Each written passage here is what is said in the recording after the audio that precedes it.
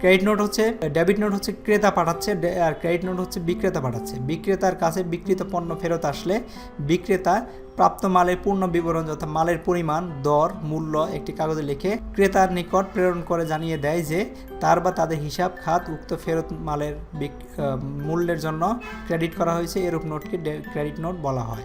তো যখন মালটা ফেরত আসে তখন সে আরেকটা নোট বানায় বলে যে হ্যাঁ তোমার হিসাব সব তোমাদের মতো করে বানানো হয়েছে এবং এইভাবে বানানো হয়েছে, সেটা লিখে ক্রেডিট নোট বানানো হয়। সেটা বিক্রেতা ক্রেতার কাছে পাঠিয়ে দেয়। তো প্রতি পিস 13,000 টাকা ধরে 10,000 পিস জামদানি শাড়ি সেরা হওয়ায় ফেরত পাওয়া গেছে এবং আমাদের হিসাবকে ফেরত মূল্যের মূল দ্বারা ক্রেডিট করা হয়েছে কারবারটা। সো যেভাবে আগে লিখেছিল ঠিক একইভাবে সেও লেখে এবং সে যে গ্রহণ করলো মালটা সেটার একটা প্রমাণপত্র ক্রেতার নিকট পাঠিয়ে দেয়। সেটা ছিল আমাদের ক্রেডিট নোট।